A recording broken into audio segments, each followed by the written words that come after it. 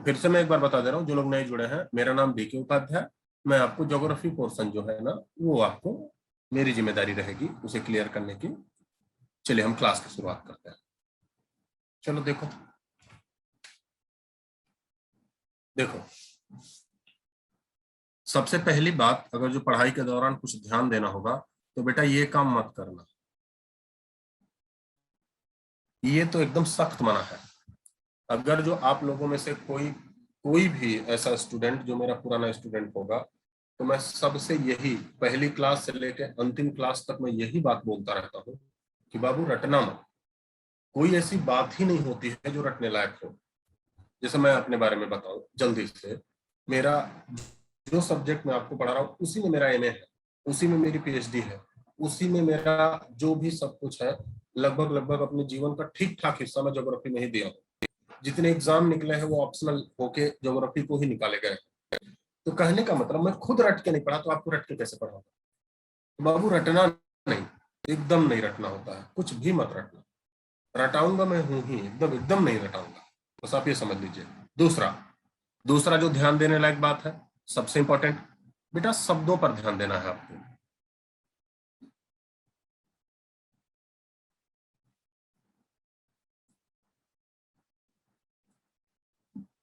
मतलब सबसे अधिक ध्यान आपको अगर जो किसी चीज पर देना है तो शब्द, शब्द ही होते हैं जो आपको समझ में नहीं आते, शब्द ही है।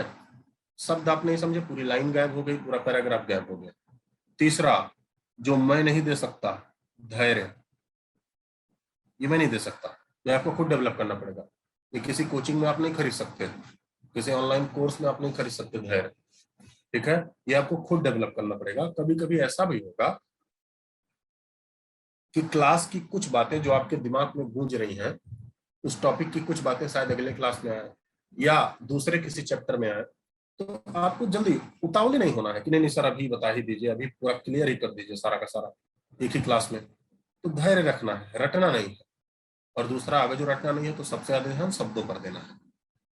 चलें अपनी क्लास की शुरुआत कर सकते हैं। मैं एक बार फिर से बता दे रहा हूँ, आप जो मैसेज करोगे वो चैट वाले सेक्शन पे करोगे। आपको दिख रहा होगा चैट विद डी के उपाध्याय सर, ठीक है? तो अपने क्लास की शुरुआत कर सकते हैं, जल्दी बताइए। सॉरी, बताओ जल्दी।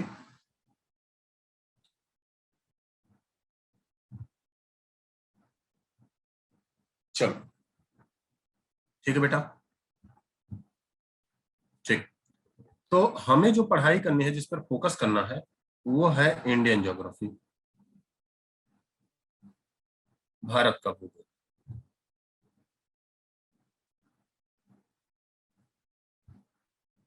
ज्योग्राफी ऑफ इंडिया भी इसे कहते हैं। भारत के भूगोल में अगर जो हम आपको बताएं, तो भारत के भूगोल में 3-4 पार्ट बेसिकली हमें जानना है ना? भारत के भूगोल में हमें 3-4 पार्ट बेसिकली जानना है। जैसे देखो, मान लेते हैं ये इंडिया का मैप है।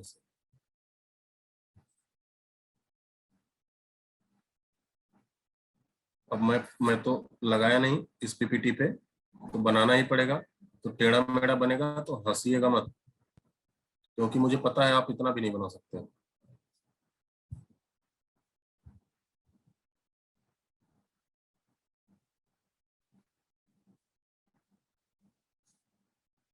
चलो हो गया, है ना? ठीक। तो मान लेते हैं बाबू ये भारत है। तो जब भी कभी मैप आपको दिखे ना, तो आपको मानना है कि ये जो नॉर्थ वाला पोर्शन होता है वो ऊपर होता है, नीचे साउथ होता है, दाईं ओर आपका जो होता है वो ईस्ट होता है, बाईं ओर कौन सी दिशा? वेस्ट होता है। ये दिशा है ऐसे। आपको कभी ये लैंग्वेज नहीं इस्तेमाल करना है सर ऊपर नीचे, ये नहीं इस्तेमाल करना है। ये ऊपर नीचे हमें अपनी स्क्रीन पे दिख रहा है, हमें बोर्ड पे दिख रहा है, हमें बुक पे दिख रहा है, ठीक है? नहीं तो रियल में ये ऊपर नीचे नहीं है, नॉर्थ साउथ ईस्ट वेस्ट। ऊपर की तरफ जो आपको दिख रहा है वो नॉर्थ होगा, नीचे की तरफ साउथ होगा, दाईं ओर आपके आपके राइट साइड ईस्ट होगा, आपके लेफ्ट साइड वेस्ट होगा। और हमें अपने स्टडी के फोकस में रखना है इंडिया की ज्योग्राफी, अपने स्टडी के फोकस में रखना है इंडिया की ज्योग्राफी। ध्यान से देखो, इंडिया की ज्योग्राफी में बाबू, इंडियन ज्योग्राफी जिसे हम कह रहे हैं, इंडिया की ज्योग्राफी में हम इसे 3 चैप्टर में बांटेंगे। इंडियन ज्योग्राफी अगर जो मैं लिख दिया तो इसे 3 बड़े बड़े टॉपिक में बांटा जाएगा, उसमें कई सारे चैप्टर होंगे। जैसे आज जो हमारा शुरू करने का मुद्दा है वो हम शुरू करेंगे रिवर सिस्टम।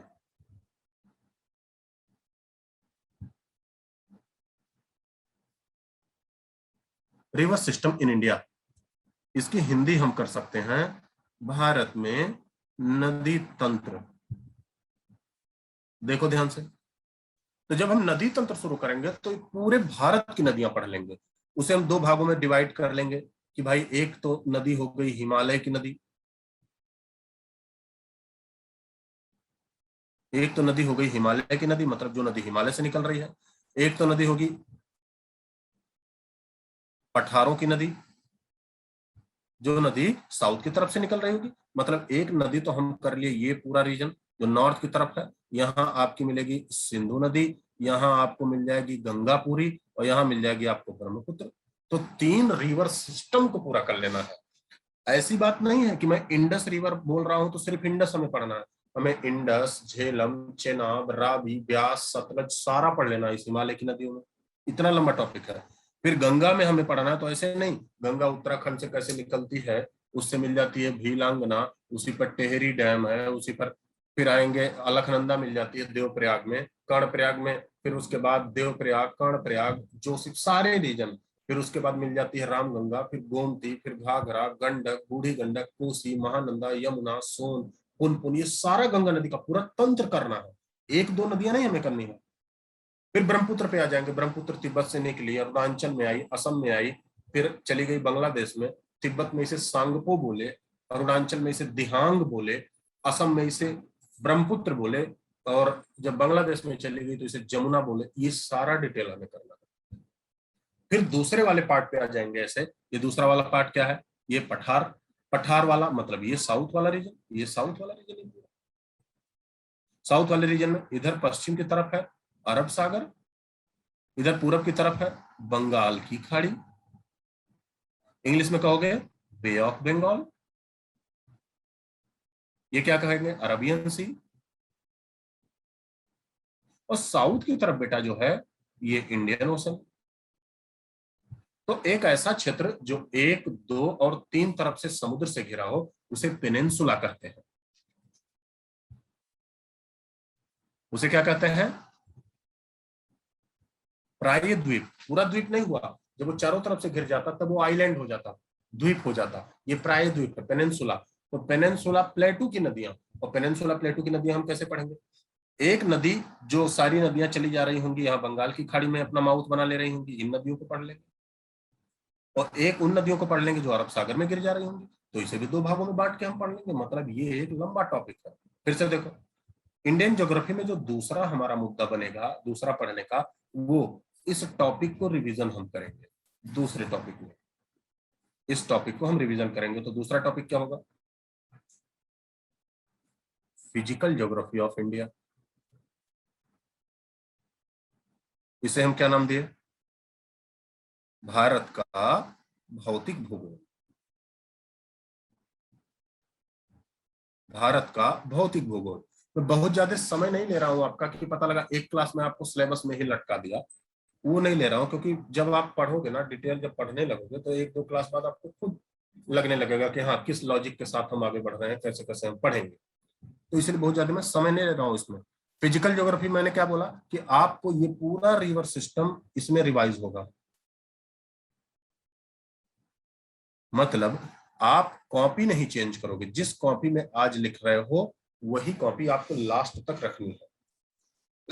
तो बेटा कॉपी मत चेंज करना, पता लगा आज मन किया दूसरे कॉपी पे लिख के कपड़े की तरह कॉपी भी चेंज करके अपना काम चला रहे हैं। फिजिकल ज्योग्राफी का मतलब देखो बेटा, ये जो आप देखते होगे 28+8, ये पॉलिटिकल पार्ट है भारत का, ये भारत का राजनीतिक पार्ट है। कल को संसद का मन करे तो इसे 32 भी कर सकती है, कल को संसद का मन करे इसे 20 भी कर सकती है। भाई संसद का मन किया उत्तर प्रदेश को 4 भागों में बांट दिया, संसद का मन किया जम्मू कश्मीर को 2 भागों में लद्दाख और जम्मू कश्मीर कर दिया। तो ये पॉलिटिकल पार्ट है, लेकिन बेटा हमें पढ़ना है फिजिकल पार्ट।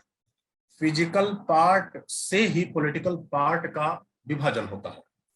तो फिजिकल पार्ट में जो हम पढ़ेंगे इसमें हम नॉर्थ से साउथ पूरा पढ़ते चले जाएंगे। जैसे आप नदियों में पढ़े हिमालय की नदियां, लेकिन हम फिजिकल पार्ट में हिमालय ही पढ़ेंगे पूरा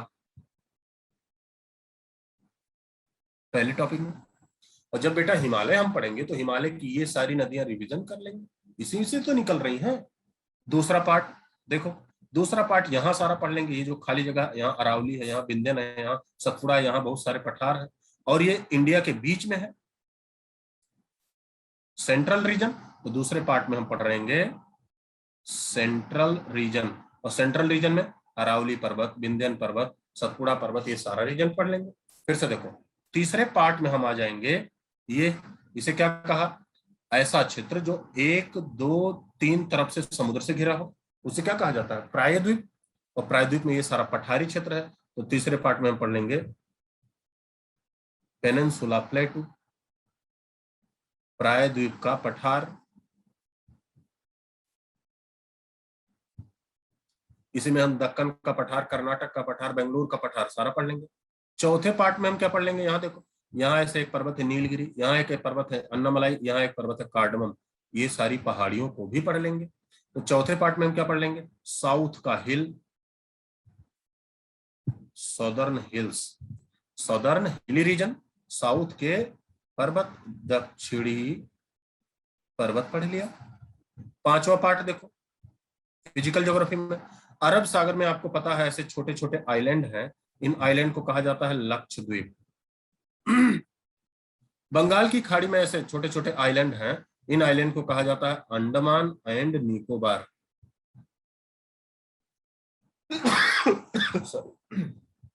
अंडमान एंड निकोबार।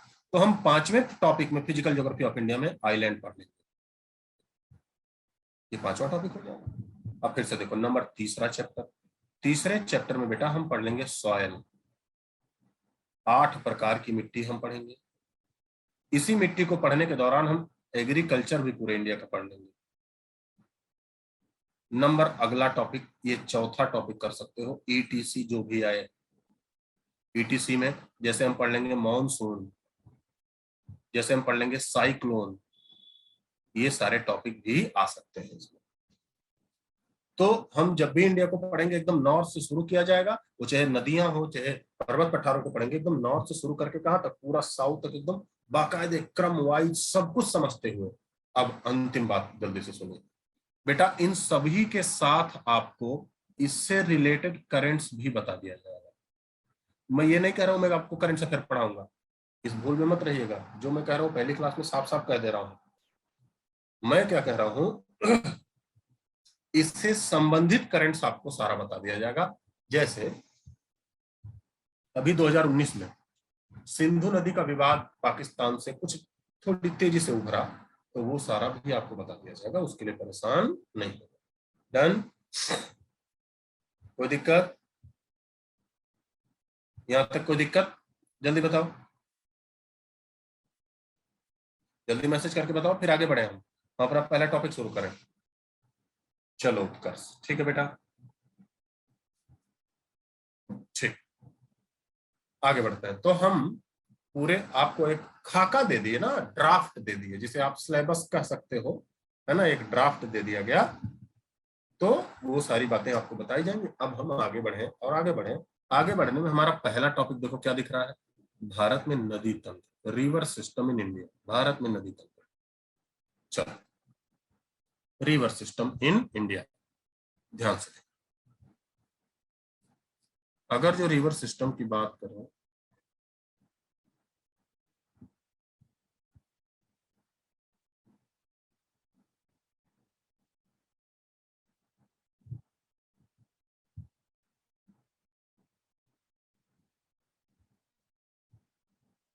एक बारी मैं देखिए ध्यान से,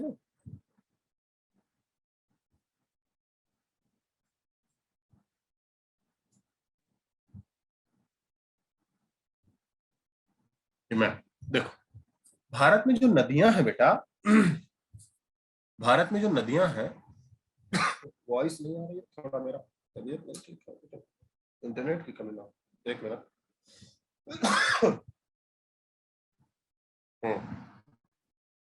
अब सही से आ रही होगी, अब ठीक है, चलो तो भारत में जो नदियां हैं उसे हम दो भागों में बांटते हैं। ठीक। River system. रिवर सिस्टम बाबू दो प्रकार का, एक और दूसरा। एक हम पहला क्या पढ़ने वाले हैं, इसमें हम पढ़ने वाले हैं हिमालयी नदियां।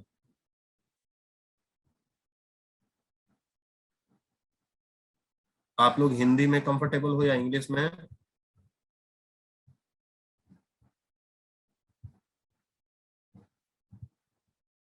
हिमालयी नदियां एक जो हम पढ़ने वाले हैं, जो दूसरा जो हम पढ़ने वाले हैं वो पेनिनसुला रिवर।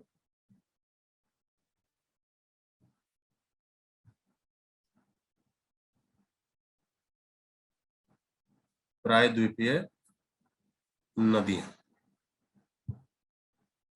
चल, ध्यान से देखो, है ना?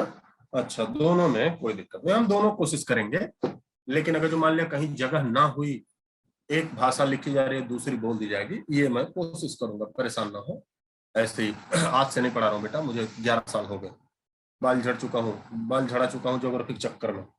चलो देखो, तो हिमालयी नदियां, प्रायद्वीपीय नदियां, दो पार्ट में बांटा गया। ये देखो, हिमालयी नदियां जो है बेटा, ये पेरिनियल होती है।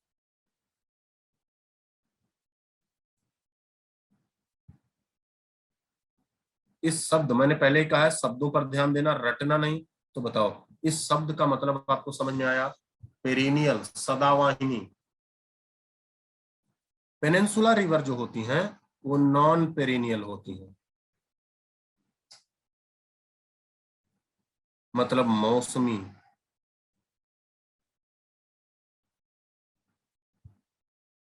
क्या इस शब्द का मतलब आपको समझ में आया, जो दूसरा शब्द में लिखा? अरे बताओगे तभी तो मैं बता सकता हूँ, बोलो। ये जो पेरिनियल शब्द लिखा, नॉन पेरिनियल शब्द लिखा, इसका मतलब आपको समझ में आया, हाँ या नहीं? फिर आगे बढ़े, सुन लो जल्दी से। पेरिनियल का मतलब ऐसी नदियां जो हमेशा बहती हो, जिसमें हमेशा पानी रहता हो। तो ऐसी नदियां जिसमें पानी हमेशा रहता हो, उन्हें कहा जाता है सदावाहिनी, हमेशा बहने वाली, पेरिनियल। और हिमालय की नदियों में हमेशा पानी क्यों रहता है? क्योंकि बेटा इनका सोर्स जो है, ये पेरिनियल इसलिए है, देखो ऐसे करेंगे, ये पेरिनियल इसलिए है क्योंकि इनका सोर्स, स्रोत ग्लेशियर है। हिमालय के हिमनद है। तो ये पेरिनियल इसलिए हैं क्योंकि ये ग्लेशियर से निकलती हैं, मतलब बर्फ के टुकड़े से निकलती हैं। तो पेरिनियल का मतलब जब इसमें जरूरत होती है तब इसमें पानी रहता है। और जरूरत कब होती है भाई? जैसे बरसात के महीने में इस समय देख रहे हो कि उफान पे होंगी सारी नदियां, हिमालय की नदियां हो या पेनिनसुला नदियां हो, चूंकि बारिश हो रही है, पर्वतों पर बारिश होती है और ढल के नीचे चला आता है, खूब नदी चढ़ रही है। हिमालय की नदियों में अप्रैल महीने में भी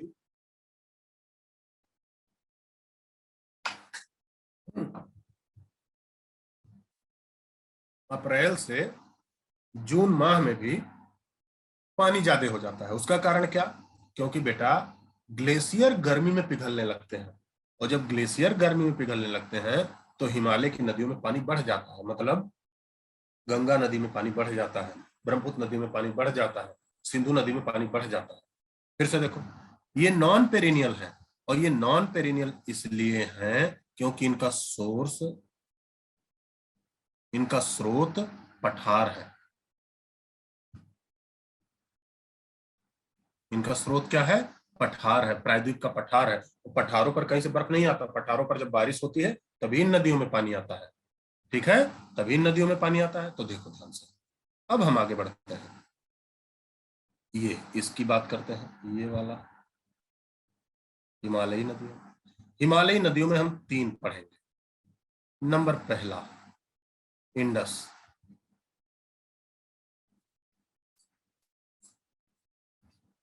सिंधु नदी। नंबर दूसरा, did Himalayan river freeze in winter season? Yes, तो देखो उत्कर्ष पूछ रहा है कि सर क्या हिमालय की नदियां ठंड के समय, did Himalayan region freeze in winter season, क्या हिमालय की नदियां ठंडक के समय विंटर सीजन में बर्फ जमा लेती हैं? तो हाँ, बहुत सारी ऐसी नदियां हैं जो बर्फ में तब्दील हो जाती है, बहुत सारी नदियां हैं, लेकिन वो नदियां साउथ की तरफ नहीं पाई जाती, वो नदियां जम्मू कश्मीर में नहीं मिलती, वो नदियां आपकी हिमाचल में नहीं मिलती, उत्तराखंड में नहीं मिलती, वो नदियां लद्दाख वगैरह रीजन में मिलती हैं, जैसे नुब्रा नदी है, नुब्रा नदी है, जैसे नुब्रा नदी है, नुब्रा नदी में हमेशा बर्फ ही रहता है। आपको पढ़ाया जाएगा जब मैं फिजिकल ज्योग्राफी ऑफ इंडिया पढ़ाऊंगा, तो नुब्रा सिंधु की एक सहायक नदी है जो सियाचिन ग्लेशियर से निकलती है। ऐसे स्योग नदी है, उसमें हमेशा बर्फ ही रहता है। तो हाँ, ऐसी नदियां हैं जो एकदम बर्फ में ही तब्दील रहती है हमेशा। लेकिन साउथ वाली नदियां हिमालय में जो है, जैसे सिंधु नदी है, गंगा है, और सारी नदियां, इसमें बर्फ नहीं रहता। ठीक है, तो इंडस हम पढ़ेंगे पूरा, उसके बाद हम पढ़ेंगे ब्रह्मपुत्र,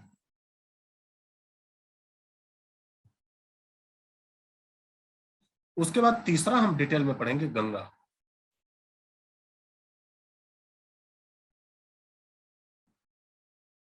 तो इंडस रिवर सिस्टम, सिंधु नदी तंत्र, ब्रह्मपुत्र रिवर सिस्टम और गंगा रिवर सिस्टम, ये तीन तो हम पढ़ेंगे आपका हिमालय में। प्रायद्वीपीय नदियों में हम ऐसे पढ़ेंगे, प्रायद्वीपीय नदियों में देखो, इस ये प्रायद्वीप वाला क्षेत्र, प्रायद्वीपीय नदियों में हम माउथ के हिसाब से पढ़ेंगे। माउथ का मतलब उन नदियां, वो नदियां पानी कहाँ गिराती है। इसमें माउथ दो जगह है, एक जगह माउथ है बे ऑफ बंगाल में, मतलब एक नदियां ऐसे बंगाल की खाड़ी में अपना पानी गिरा देती हैं बे ऑफ बंगाल में। दूसरे प्रकार की नदियां जो होंगी वो अरब सागर में अपना पानी गिरा देती हैं। ये अरब सागर है, ये एएस में लिख दिया, यहां से गिरा देती हैं। तो बेटा आज जो हमारा पढ़ने का टॉपिक है, ध्यान से समझना, रिवर सिस्टम हम पढ़ने जा रहे हैं, उसमें हिमालय की नदियां पढ़ने जा रहे हैं जो पेरिनियल है। क्यों? क्योंकि इनका स्रोत, इनका सोर्स हिमालय के बर्फ है, हिमालय के ग्लेशियर, और उसमें भी हम पढ़ने जा रहे हैं इंडस रिवर सिस्टम। क्या इतनी बातें मैं समझा पाया? हम अपना टॉपिक शुरू करें आज का, जल्दी बताओ। अपना टॉपिक शुरू कर सकते हैं? चल आगे बढ़ जाओ। ये लो इंडस रिवर सिस्टम, ठीक। सिंधु नदी तंत्र, यहां ध्यान से देखिए, आपको ये सिंधु नदी तंत्र यहां दिया हुआ है। अब देखो, अब इसमें आपको पढ़ने के लिए एक फिगर आपको देखना पड़ेगा, मैं उससे नहीं पढ़ाऊंगा, मैं उस फिगर से नहीं पढ़ाऊंगा, वो किताबी फिगर है, उस फिगर को लेकिन आपको देखना पड़ेगा। जैसे वो फिगर है ये वाला, ये देखो, ये सिंधु नदी तंत्र का जाल है, ये कहां कहां है? ये चाइना में, चाइना से शुरू होता है, इंडिया में है, इंडिया में लद्दाख और जम्मू कश्मीर में, हल्का सा ये अफगानिस्तान को भी टच करता है, लेकिन अफगानिस्तान वाली बात हमें ज्यादा नहीं पढ़नी है, और ये पाकिस्तान में है। अगर जो बेटा इन नदियों को आप ध्यान से देखोगे तो देखो, सबसे पहले देखो यहाँ मिलेगी इंडस रिवर, फिर देखो यहाँ मिली झेलम, फिर देखो यहाँ मिली चेनाब, फिर देखो ये रावी, है ना, फिर यहाँ देखो मिली ब्यास, और यहाँ सबसे लास्ट में मिल गई सतलज। ऐसे सारी नदियां हैं, ये सारी ऐसे नदियां हैं। तो आपको यहाँ नहीं ध्यान देना है, आपको यहाँ नहीं पढ़ना है, आपको यहाँ पढ़ना है, यहाँ ध्यान से देखो। तो चलिए शुरू करते हैं। उस पेज पे आप देख लिये, उस पेज को मैं आपको पीडीएफ फॉर्म में दे भी दूंगा। यहाँ देखें, तो ये बेटा ये है बाबू, यहाँ है चाइना। चाइना की ये जो टेरिटरी है, उसे चाइना ने 1956 में अपने कब्जे में लिया था, उसका नाम तिब्बत है। यहाँ आपका पता है आपको, ये लद्दाख है, LADD में लिख दिया लद्दाख। ये आपका पाकिस्तान है, पाकिस्तान में ये पंजाब है, ये पंजाब राज्य है पाकिस्तान का। भारत वाला पंजाब यहाँ है, पाकिस्तान वाला पंजाब यहाँ है। पंजाब बहुत बड़ा क्षेत्र था। पश्चिम वाला जो पंजाब था, जैसे देखो दिशाओं के बारे में मैंने आपको बताया, ये दिशा पश्चिम होगी बाईं तरफ आपके, ये दिशा पूरब होगी, ये दिशा नॉर्थ होगी, और ये दिशा साउथ होगी। ठीक है, तो पश्चिम वाले पंजाब में मुस्लिम जनसंख्या ज्यादा थी, इसलिए वो कहाँ गया? पाकिस्तान में। पूरब वाले पंजाब में सिख जनसंख्या ज्यादा थी, जो माना जाता था हिंदुओं के करीब थी, इसीलिए वो भारत का हिस्सा बना। तो समझते हैं ध्यान से। अब आ जाओ चाइना पे, तिब्बत पे। यहां बेटा एक झील है, इस झील का नाम, इस झील का नाम मानसरोवर झील है।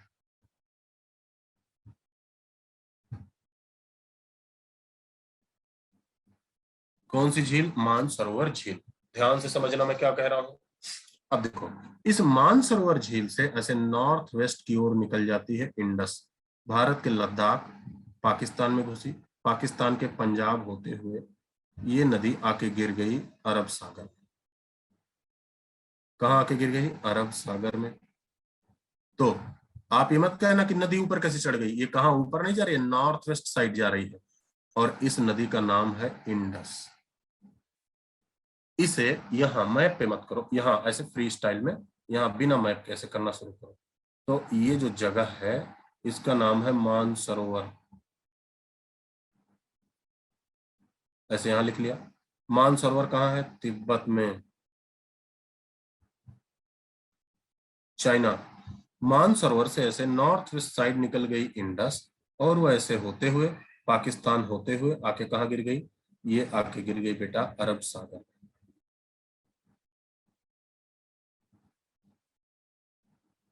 ये आके गिर गई अरब सागर में। देखो यहाँ अरबियन सी लिखा है, इसलिए मैं यहाँ हिंदी लिख दिया। ठीक, ये जो नदी आपको दिख रही है, ये बिना मैप के बनाया जिससे आपको जगह मिल जाए। ये जो नदी आपको दिख रही है इसका नाम सिंधु नदी। कौन सी नदी? सिंधु नदी। ये इंडस में यहां लिख दिया। एक बार मैं मैप पे बना दे रहा हूं, एक बार मैं ऐसे ही बिना मैप के बना दे रहा हूं, जिससे आप समझ सको। तो ये जो सिंधु नदी आपको दिख रही है, पूछा जाए आपसे कि बेटा सिंधु नदी कहां से निकलती है, तो आप क्या बताओगे? ये चीन से निकलती है, भारत से नहीं निकलती है। भले ही भारत में आती है, लेकिन ये चीन से निकलती है, तिब्बत वाले रीजन से। और कौन सी जगह से? मानसरोवर झील है। ये नदी भारत के कौन कौन से क्षेत्र से? ये भारत के लद्दाख, लद्दाख, पाकिस्तान, पाकिस्तान के पंजाब, पंजाब से होते हुए कराची होते हुए अरब सागर में चली जाती है। अगला देखो बेटा, नेक्स्ट। आपसे कहा जाए, ये मैं नीचे कोई जगह लिख रहा हूं, तो कौन सी दिशा होगी? North west east, north east west south क्या होगा? नीचे हमें कोई जगह लिखा, तो बताओ कौन सा होगा? बोलो जल्दी से।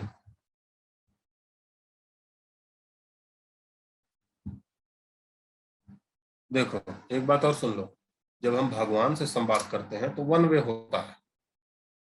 जब हम भगवान से संवाद करते हैं तो वन वे होता है। भगवान को अपना पूजा अर्चना कुछ भी कीजिए, कुछ नहीं बोलेंगे। अचानक बोलेंगे तो फिर पता नहीं क्या हो जाता है। लेकिन जब हम क्लास, क्लास का मतलब भी होता है बोथ कम्युनिकेशन। जब तक आपकी तरफ से जवाब नहीं आएगा तो मुझे क्या पता चलेगा कि मैं भगवान से संवाद कर रहा हूँ या इंसान से। तो ऐसे समझना है। सिंधु के नीचे मैं कोई बात लिख रहा हूँ, सिंधु के नीचे आपकी स्क्रीन पे, नीचे का मतलब साउथ, इंडस रिवर के साउथ, इंडस रिवर के साउथ वाली जगह है ना। तो देखो, इंडस रिवर के साउथ जम्मू कश्मीर में एक जगह है, उस जगह का नाम वेरी नाग है। और ये कहाँ है? जम्मू कश्मीर। इस वेरी नाग से बेटा निकल जाती है झेलम।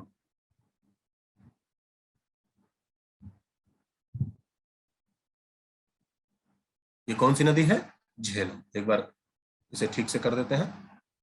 तो सिंधु के साउथ में जम्मू कश्मीर में एक जगह है, और इस जगह से निकल जाती है आपकी झेलम नदी, और झेलम नदी जाके साउथ से आने वाली एक नदी से मिल जाती है। ये कौन सी नदी है? झेलम। ये झेलम है। झेलम नदी के तट पर ही, झेलम नदी के तट पर ही बसा हुआ है श्रीनगर। झेलम नदी, ये जो आपको दिख रहा है, झेलम नदी एक झील में ही इंटर कर जाती है, इसका नाम उलर झील।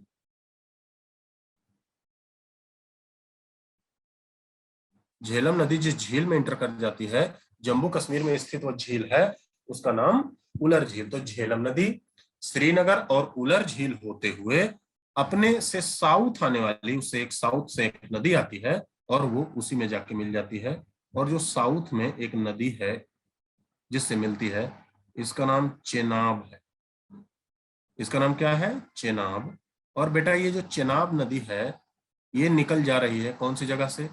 ये निकल जा रही है हिमाचल प्रदेश से। और जगह कौन सी है? बारालाचाला, BARALACHA, डैश करोगे, ला लगा दोगे, LA ला, तो बारालाचाला। फिर से देखो, तीसरी नदी, तीसरी नदी भी यहां से निकली हिमाचल प्रदेश से। धैर्य रखना, ये सारा 2-3 बार मैं बताऊंगा। हिमाचल प्रदेश, हिमाचल प्रदेश में कौन सी जगह? चंबा, चंबा डिस्ट्रिक्ट है हिमाचल प्रदेश का। और चंबा डिस्ट्रिक्ट हिमाचल प्रदेश से जो निकलने वाली नदी है, चेनाब उसमें मिल गई। और इस नदी का नाम रावी। कौन सी नदी? रावी। फिर से देखो, तो पहली नदी हुई इंडस, दूसरी झेलम, तीसरी चेनाब, चौथी रावी, पांचवी, पांचवी नदी भी जो है बेटा वो भी निकल रही है हिमाचल प्रदेश से ही। लेकिन जगह कौन सा? ब्यास कुंड। तो पांचवी नदी भी ऐसे, ये ब्यास कुंड। और ब्यास कुंड से जो नदी निकली इसका नाम ही ब्यास नदी है। एक बार मैप पे बना लो, देखो यहाँ वेरीनाग से ऐसे निकल जा रही है ये झेलम, फिर यहां से ऐसे ये मैंने जे लिख दिया, ये मैंने सी लिख दिया, और फिर यहां से ऐसे निकल जा रही है ये रावी, और फिर यहां से ऐसे निकल जा रही है ये ब्यास। अब लास्ट में देखो, लास्ट वाले को भी मैं रेड पेन से कर दे रहा हूं। लास्ट वाली जो नदी आपको दिख रही है वो मानसरोवर के 80 किलोमीटर साउथ से निकलती है, मतलब चीन से ही निकल रही है। उस जगह का नाम जहां से वो निकलती है राकस लेक या राकस ताल, आप सुन रहे होंगे। राकस झील से निकलती है सतलज, और हिमाचल प्रदेश में इंटर की, ब्यास को भारत वाले पंजाब में, और सारी नदियों को लेकर पाकिस्तान वाले पंजाब में मिल गई।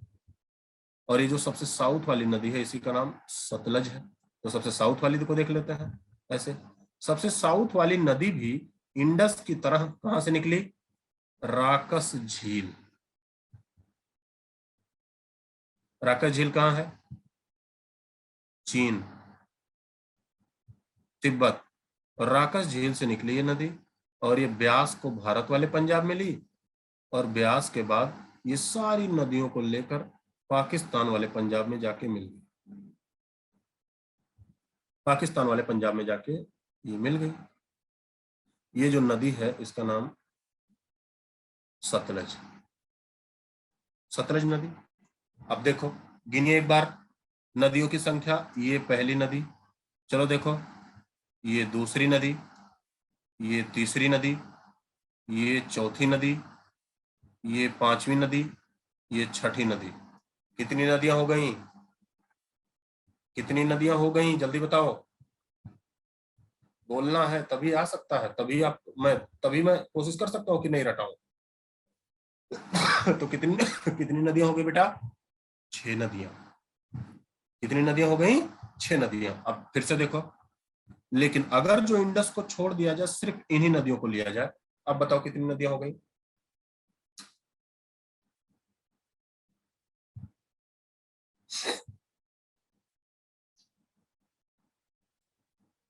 अब बताओ कितनी नदियां हो गई? उत्कर्ष, उत्कर्ष, आयुष, बस, सौरभ, यही 2-3 लोग जवाब ही दे रहे हैं। अब बताओ कितनी नदियां हो गई?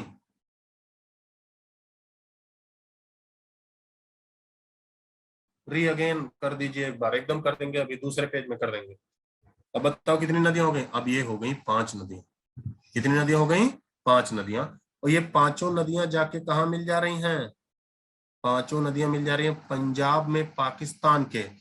जिस स्थान पे मिल रही हैं उस स्थान का नाम मिठन कोट। ध्यान से देखो, इन्हीं पांचों नदियों को बेटा कहा जाता है पंजनद।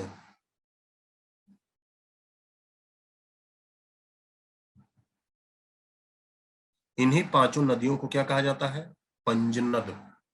एक बारी से आप फिर से देखो, इन्हीं पांचों नदियों को क्या कहा जाता है? पंजनद। एक बारी से फिर से देखो, अभी कोई कहा भी है कि फिर से बताइए, एक बारी से दूसरी स्टाइल में देखो। देखो, ध्यान से देखो, इसे सादे पन्ने में देखो। ये लो, सबसे पहली नदी कौन सी आपने देखा?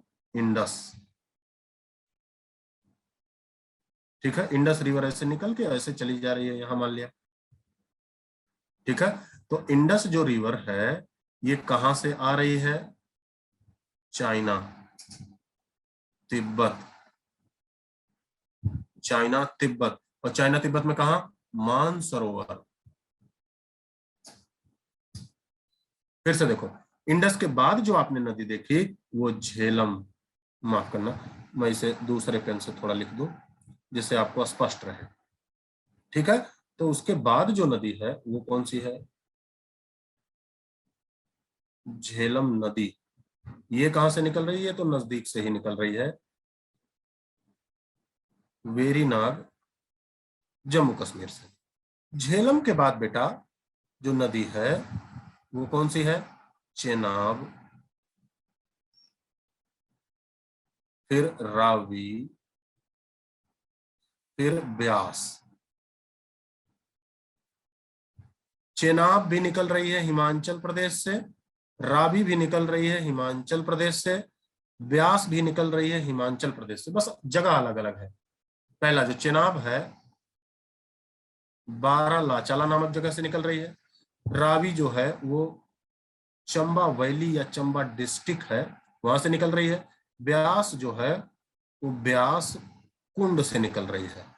अंतिम में जो नदी है, देखो अंतिम में जो नदी है, ये सारी नदियां ऐसे देखो, यहाँ झेलम गई, फिर यहाँ चेनाब, फिर यहाँ रावी चली जा रही है, फिर ये ब्यास ऐसे चली जा रही है, ऐसे ये सारी नदियां जा रही हैं, ठीक है। वहां मैप में बताया गया, यहाँ ऐसे ही डायग्राम बनाया जा रहा है। फिर से देखो, फिर अंतिम में जो नदी है वो भी बेटा निकल रही है, वो है सतलज।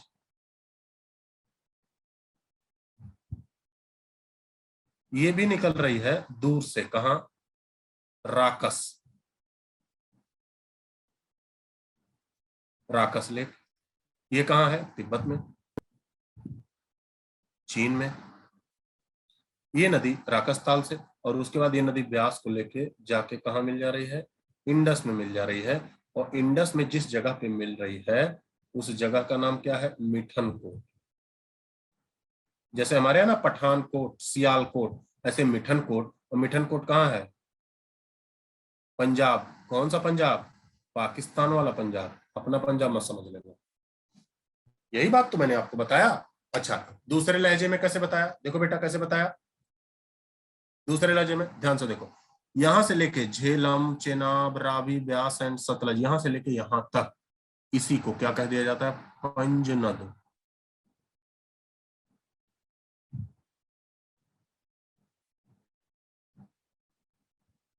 इसी को क्या कह दिया जाता है? पंजनद। क्या इतनी बातें मैं आपको समझा पाया? जल्दी से बताओ, फिर क्वेश्चन करते हैं। जल्दी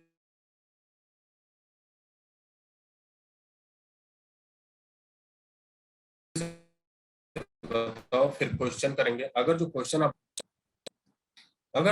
आप कंप्लीट कर लिए तो काम बन गया। डन। तो क्या क्वेश्चन बताने के लिए तैयार हो?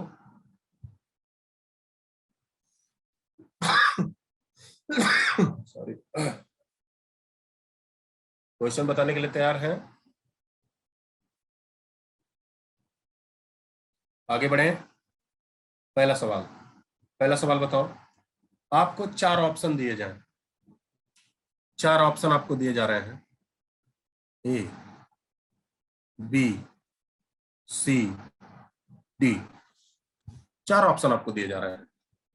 चार ऑप्शन में पहला इंडस, दूसरा झेलम, तीसरा ब्यास, चौथा सतलज।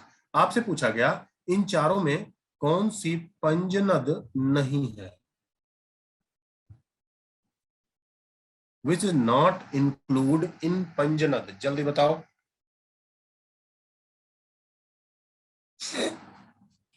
कौन सी पंजनद नहीं है?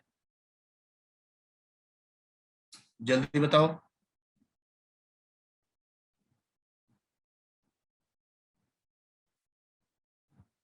आदित्य का जवाब सही है, रमेश का जवाब सही है, सौरभ का जवाब सही है, ठीक है। तो आपको अभी तो बताया यार, पता नहीं कैसे पढ़ गए। आपको अभी तो बताया है, देखो यहां मैंने क्या बताया कि ये इंडस पंजनद नहीं है, क्योंकि ये सारी नदियां, ये देखो बेटा पांचों नदियां जाके पंजाब में मिल जा रही हैं। झेलम, चेनाब, रावी, ब्यास, सतलज, यही पंजनद है, बाकी ये इंडस पंजनद नहीं है। इंडस जो है ये पंजनद नहीं है, तो आप क्या लगाओगे इसमें, पंजनद कौन सी नहीं है, ये ए लगा देंगे आप। पंजनद कौन सी नहीं है, ये ए लगा देंगे। अब दूसरा, दूसरा देखो, ऑप्शन यही रहेगा। क्वेश्चन दूसरा आपसे पूछा जाए, पंजनद की, पंजनद की कौन सी नदी भारत के बाहर से आती है, मतलब which river originates in originates from outside of India in Panjnad. कौन सी नदी भारत के बाहर से आती है जो पंजनद में है? जल्दी बताओ। सौरभ का जवाब सही आया, सौरभ का जवाब सही आया, रमेश का जवाब सही आया, है ना। नेवी बॉय करके कुछ नाम लिख के उसका वो भी जवाब सही। सतलज। तो बेटा ये जो सतलज रिवर है, इसमें दूसरे का ऑप्शन आप क्या लगा देंगे, दूसरे का आप क्या लगा देंगे, दूसरे का सतलज। ये जो सतलज नदी है ये कहां से निकलती है, ये तिब्बत चीन से निकलती है। आपको देखो यहाँ ऑप्शन में हमेशा इंडस रहेगा, ऐसे क्वेश्चन पूछे जाएंगे, लेकिन आपको ये बात समझनी है कि इंडस तो पंजनद में है ही नहीं, और इसमें पूछ रहा है पंजनद की कौन सी नदी भारत के बाहर से आती है। इसमें पूछ रहा है पंजनद की कौन सी नदी भारत के बाहर से आती है, इसमें ये पूछ रहा है। ठीक है, अगला, नेक्स्ट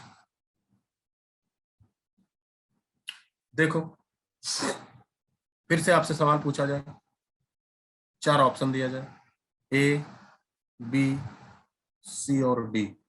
पहले ऑप्शन पे झेलम, याद रखना आप लोग लिख रहे हो ना, झेलम। फिर दूसरे ऑप्शन पे चेनाब, तीसरे ऑप्शन पे रावी, चौथे ऑप्शन पे ब्यास। आपसे पूछ लिया जाए चारों में से कौन सी नदी, कौन सी नदी हिमाचल प्रदेश से नहीं निकलती,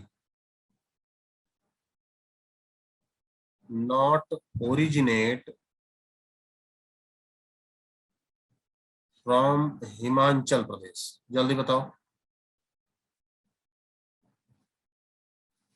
सर, रिवर पर बेसिक सिटी का नाम बताओ, आज ही बताएंगे। जैसे झेलम नदी पर जो बेसिक सिटी है, राजधानी है श्रीनगर, मैंने बताया, बताएंगे। परेशान ना, बहुत लंबा पढ़ना है, ऐसे जल्दी ना करो। मैंने आपका मैसेज पहली बार में ही देखा है बेटा, थोड़ा धैर्य रखो। यही तो मैं बताया हूं कि धैर्य में नहीं दे सकता, थोड़ा धैर्य रखो, सब बताएगा। तो इसमें जवाब बताइए आप। सॉरी, जवाब बताइए। हाँ, झेलम। देखो बेटा, झेलम जम्मू कश्मीर से निकलती है, बाकी ये सारी नदियां जो हैं ये कहां से निकल रही हैं, हिमाचल प्रदेश से। और यहाँ पूछा है कौन सी हिमाचल प्रदेश से नहीं निकलती, तो आप झेलम लगा देंगे। ठीक है, बात समझ में आ रही है। तो देखो बेटा, क्वेश्चन इस तरीके से आपके एग्जाम में आएंगे, क्वेश्चन इस तरीके से आपके एग्जाम में आएंगे। आपको ऐसे कहना हो, लिखना हो, ये जाहिर सी बात है, ये तो क्लास रिकॉर्डिंग मोड में आपके ऐप पर अपलोड कर दी जाएगी। आप लिख भी सकते हो ऐसे, एक आध पॉइंट में ऐसे जल्दी जल्दी बोल दे रहा हूँ, समय आपका ना जाए। जैसे पहला पॉइंट जो होगा, देखो इस फिगर को देख के आप बोलो। पहला पॉइंट जो आप कर सकते हो कि इंडस रिवर, ये पहला point, Indus river is not include in Panjnad.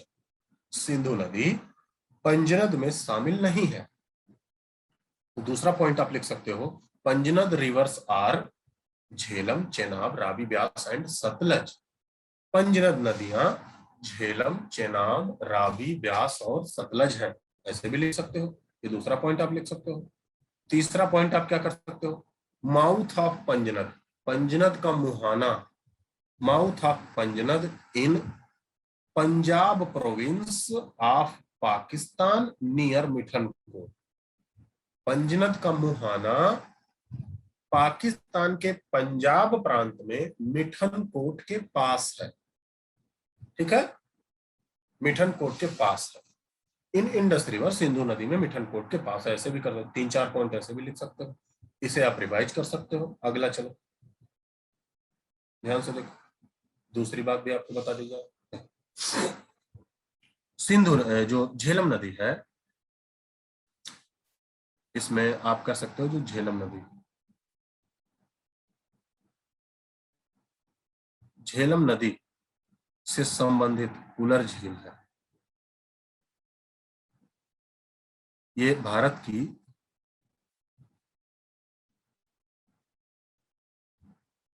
Fresh water lake है, सबसे बड़ी। तो भारत की मीठे पानी की दूसरा पॉइंट फिर से बता दीजिए। अच्छा दूसरा पॉइंट मैं क्या बोला, देखो इसे देखो एक बार। पहला पॉइंट तो मैंने बोला, इसे एक बार देखो। पहला पॉइंट मैंने बोला कि Indus river is not include in Panjnad, Sindhu नदी पंजनद में शामिल नहीं है। दूसरा पॉइंट मैंने बोला पंजनद नदियां, Panjnad rivers are Jhelum, Chenab, Ravi, Beas and Sutlej. ये दूसरा पॉइंट था। पंजनद नदियां झेलम, चेनाब, रावी, ब्यास और सतलज है। तीसरा पॉइंट मैंने बोला कि ये नदियों, इन नदियों मतलब पंजनद का मुहाना, माउथ ऑफ पंजनद, पंजनद का मुहाना पाकिस्तान के पंजाब प्रांत में मिठनकोट के पास है। ये तीन ही पॉइंट तो मैं बोला। चलो आगे मैंने क्या कहा, उलर झील, ये क्या है, भारत में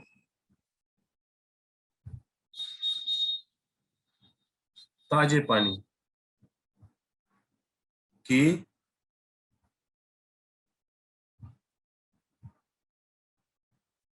सबसे बड़ी झील है। तो भारत में ताजे पानी की सबसे बड़ी झील है। यहीं बसा हुआ है डल झील, यहीं डल झील भी है। झेलम नदी के किनारे श्रीनगर भी है। झेलम नदी के किनारे क्या है, श्रीनगर मतलब कश्मीर। ठीक है, इसे हम पढ़ेंगे ही। अगला देखो, 6 नदियां हैं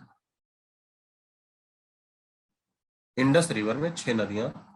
6 नदियों को का विवाद अचानक बढ़ा आजादी के बाद। 6 जो नदियां हैं बेटा, उसका विवाद अचानक आजादी के बाद ज्यादा बढ़ा। तो इन 6 नदियों का विवाद हुआ सितंबर 1960 में। ये विवाद चला गया विश्व बैंक के पास।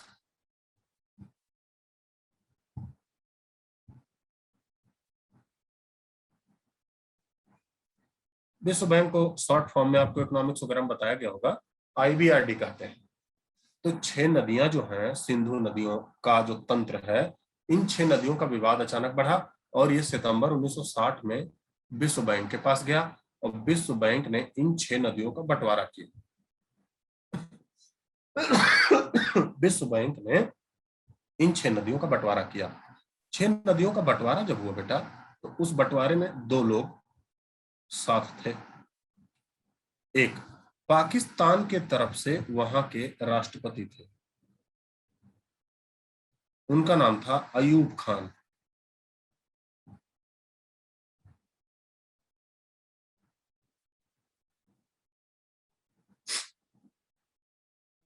क्या लिखा है सर, दूसरे में क्या लिखा है, दूसरे में बेटा ये डल झील है। डल झील, उलर झील, डल झील, श्रीनगर। तो पाकिस्तान के तरफ से पाकिस्तान के राष्ट्रपति जो थे, कौन थे, अयूब खान। फिर से देखो, इंडिया की तरफ से बेटा हमारे PM थे पंडित नेहरू।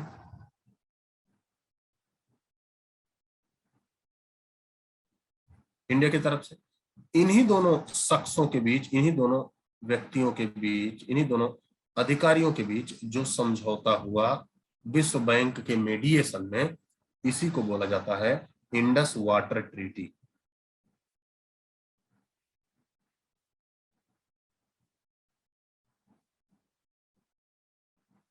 सिंधु जल समझौता।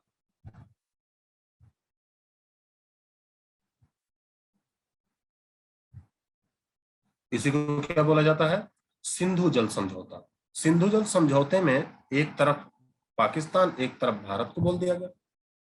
सिंधु जल समझौते में कहा गया 3 नदियां, 3 नदियों का 80% पानी यूज किया जाएगा बाई पाकिस्तान। कितने नदियों का 80%, 3 नदियों का 80% पानी पाकिस्तान के द्वारा यूज किया जाएगा। और फिर से क्या कहा गया, 3 नदियों का 80% पानी यूज किया जाएगा हिंदुस्तान के द्वारा। ये 3 नदियां इधर हो गई। अब ये 3 नदियां कौन कौन सी हैं, ध्यान से समझना। देखो एक बार इस फिगर को देखो।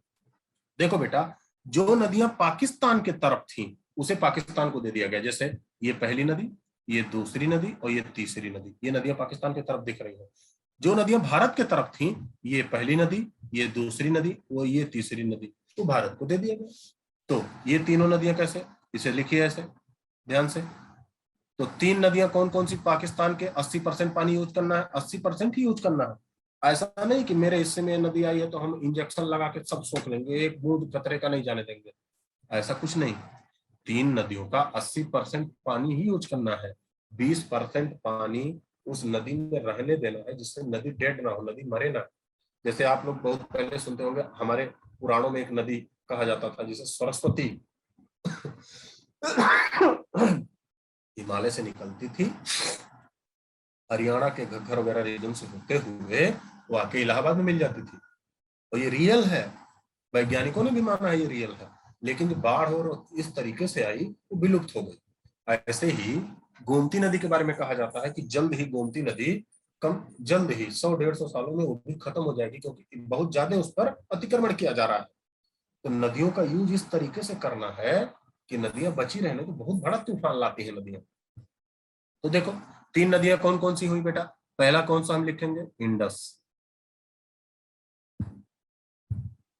सिंधु नदी पाकिस्तान के हिस्से में गई। दूसरा कौन सा, झेलम नदी पाकिस्तान के हिस्से में गई। तीसरा कौन सा, चेनाब नदी पाकिस्तान के हिस्से में। सीधी बात, जो उनके तरफ थी वो उनके तरफ गई। फिर से देखो, और ये 3 नदियां कौन कौन सी हैं। पहला भारत के हिस्से में रावी एक नदी, दूसरी नदी ब्यास, तीसरी नदी कौन सी, सतलज। तो रावी ब्यास सतलज जो थी, ये किसके हिस्से में आई, ये आई हिस्से में भारत के, ये आई हिस्से में भारत के। क्या इतनी बातें मैं समझा पाया। अब आपको ऐसे क्वेश्चन दे दिया जाए, मान लिया 1 2 3, 3 ऑप्शन यहां से दिया जाए, एक ऑप्शन यहाँ रावी दे दिया जाए, पूछ लिया जाए सिंधु जल समझौते के अनुसार कौन सी नदी के पानी पर पूर्णतः अधिकार भारत का है। इंडस, झेलम, चेनाब, रावी, ऐसे दे दिया जाए 4 ऑप्शन, बताओ क्या बताओगे आप। सिंधु जल समझौते के अनुसार कौन सी नदी के पानी पर अधिकार भारत का है, बताओ जल्दी से।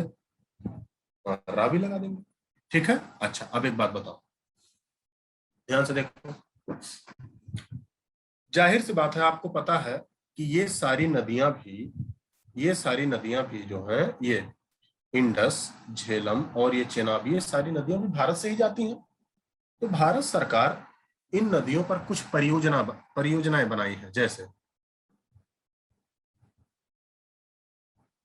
झेलम नदी पर,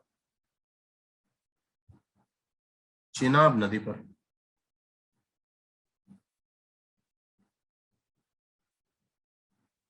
भारत द्वारा निर्मित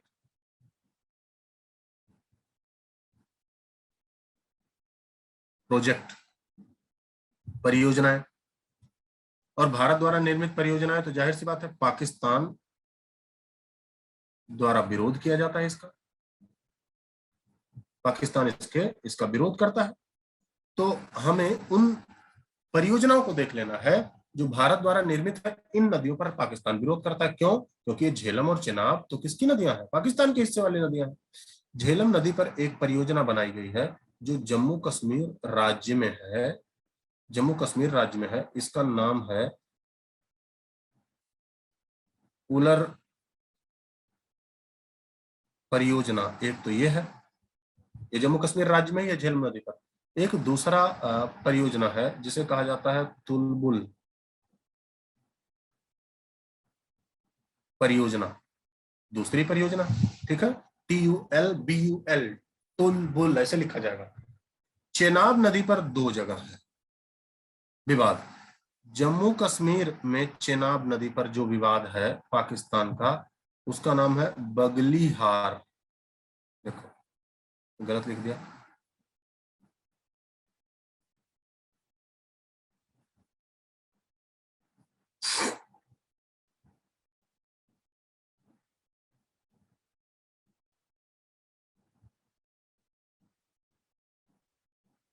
बगलीहार, ठीक है, LEEHAR होगा। तो बगलीहार परियोजना, बगलीहार प्रोजेक्ट, ये चेनाब नदी पर है, जम्मू कश्मीर में है। एक हिमाचल प्रदेश में है, चेनाब नदी पर, चेनाब नदी पर जम्मू कश्मीर में, फिर जम्मू कश्मीर के बाद हिमाचल पे पहले जाती है, फिर ये जम्मू कश्मीर में चली जाती है। हिमाचल में जो विवादित परियोजना है उसका नाम दुलहस्ती परियोजना,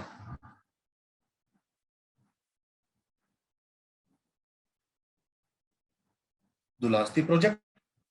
तो ये जो दोनों नदियों पर प्रोजेक्ट हैं, ये पाक के द्वारा, पाकिस्तान के द्वारा इसका विरोध किया जाता है और इसका केस भी चल रहा है। जैसे उलर प्रोजेक्ट का केस 2019 तक चला है, हालांकि भारत की जीत हुई कुछ हद तक, लेकिन भारत को भी कुछ इंस्ट्रक्शन बरतने होंगे। विश्व बैंक के द्वारा निर्देश दिए गए कि भाई आप डैम की ऊंचाई ज्यादा ऊंचा आप नहीं करोगे। दूसरा निर्देश दिया गया कि भाई इसका पानी आप कहीं नहीं मोड़ोगे, बस आप क्या करोगे, पानी को रोकोगे, उसके बाद छोड़ दोगे नदी में, बस इतना ही कर सकते हो।